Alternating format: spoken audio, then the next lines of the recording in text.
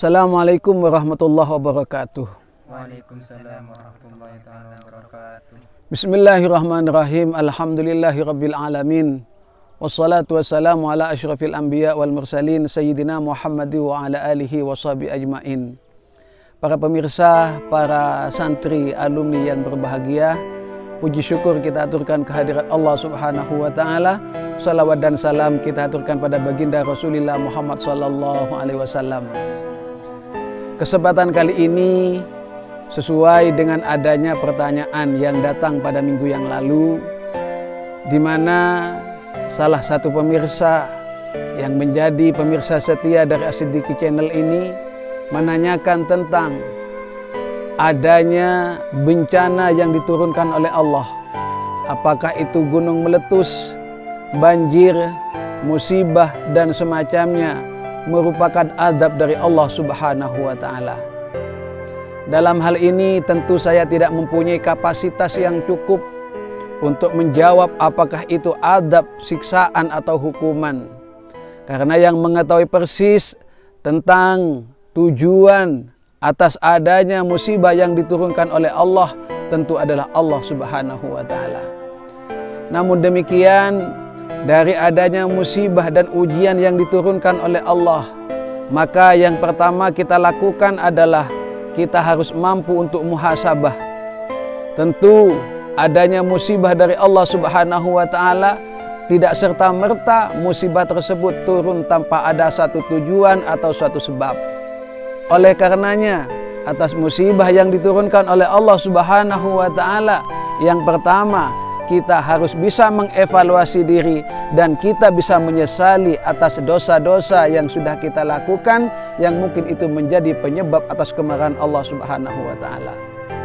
Kemudian yang kedua, selain kita menyesali atas dosa-dosa atau hal-hal yang bisa menyebabkan kemarahan Allah kepada kita, maka yang kedua adalah bahwa kita patut bersyukur atas adanya musibah yang diturunkan oleh Allah Subhanahu wa ta'ala.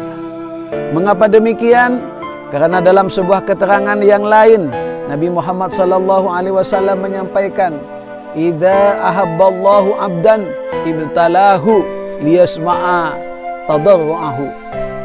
Ketika Allah Subhanahu wa taala mencintai seorang hamba, maka Allah taala akan memberikan ujian. Allah taala akan memberikan cobaan, musibah, liyasma'a tadarruahu, karena Allah Subhanahu wa taala rindu untuk mendengarkan tangisan dan ratapannya. Jadi boleh jadi suatu daerah yang diturunkan musibah oleh Allah, suatu tempat atau seorang individu yang diberikan musibah oleh Allah Subhanahu wa taala, bisa jadi musibah itu diberikan oleh Allah karena rasa cinta Allah kepada hamba tersebut. Jadi jangan kesusu untuk memvonis seorang hamba yang senantiasa diberikan musibah oleh Allah Subhanahu wa taala itu karena dosa-dosa yang dilakukan. Bisa jadi karena Allah Subhanahu wa taala sangat mencintainya. Perbandingan kecil misalnya, ketika kita mencintai dan menyayangi seorang anak kecil, maka seringkali kita menggodanya. Kita ambil sesuatu yang dipegangnya, kita cubit pipinya, kita cubit pinggangnya agar ia menjerit dan menangis. Tentu itu bukan rasa benci, tetapi cubitan sayang. Karena ketika kita mengambil, mencubit, dia akan menjerit. Di saat itu pula kita akan tersenyum karena mendengar jeritannya. Mungkin seperti itulah Allah Subhanahu wa taala memberikan ujian dan cobaan kepada hamba-hamba yang dicintainya, karena Allah Subhanahu wa taala suka mendengarkan jeritan dan ratapannya. Tentu jeritan dan ratapan yang hanya ditujukan kepada Allah Subhanahu wa taala. Dalam keterangan lain Nabi Muhammad sallallahu alaihi wasallam menyampaikan, "Idza kasurat dzunubul 'abdi falam yakun lahu minal 'amali ma yukaffiruha, ibtalahu Allahu bil hazan liyukaffiruha anhu."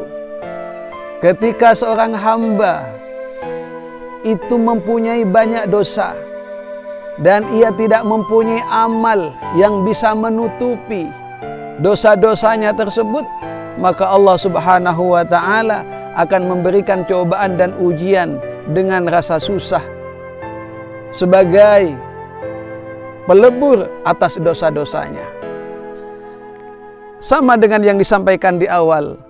Ketika Allah Subhanahu wa ta'ala betul-betul memberikan ujian dan cobaan kepada kita, selain pantas kita untuk bermuhasabah, kita juga pantas untuk bertasyakur.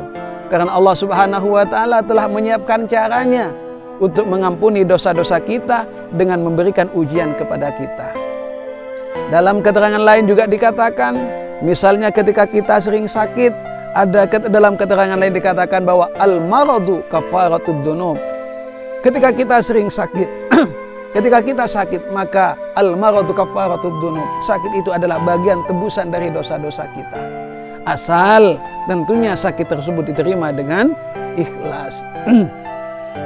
Para pemirsa yang berbahagia, para santri dan alumni, ada banyak hadis yang lain. Misalnya Nabi mengatakan, ummati hadhihi ummatun marhumah, laisa laha adzabun fil akhirah, innama adzabuha fid dunya. Di antaranya adalah al-fitan waz-zalazil wal qatl wal balaya.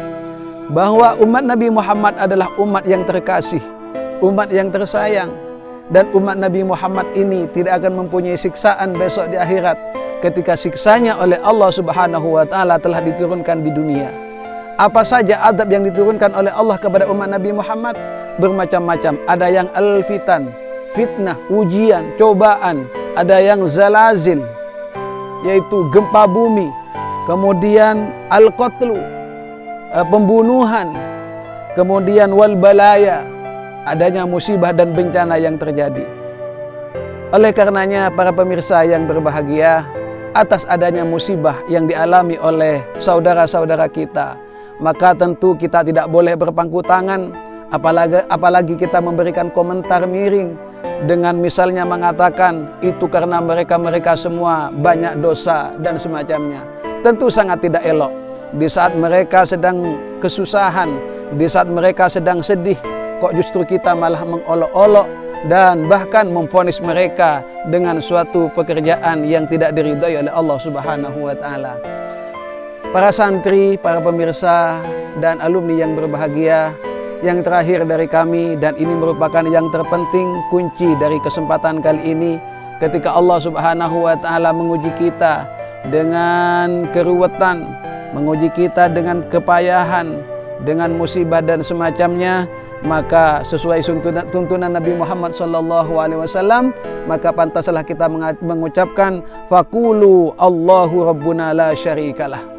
Ketika musibah itu terjadi pada kita, ketika musibah itu terjadi kepada saudara-saudara kita, kepada bangsa kita, maka katakanlah dan berdoalah kepada Allah Subhanahu wa ta'ala, Rabbuna la syarikalah, Tuhanku tidak ada yang sekutu baginya, karena semua atas kehendak Allah Subhanahu wa ta'ala.